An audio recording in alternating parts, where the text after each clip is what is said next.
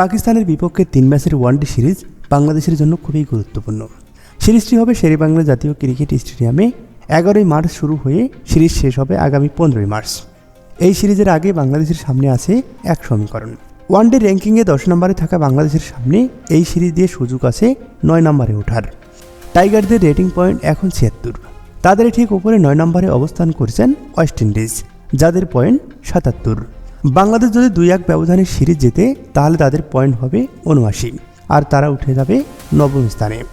আর 3-0 ব্যবধানে জিতলে তো কথাই নেই, তখন পয়েন্ট হবে 80।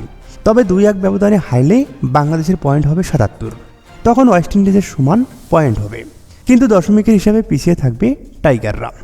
আর 3-0 ব্যবধানে হারলে পয়েন্ট নেমে যাবে 74-এ।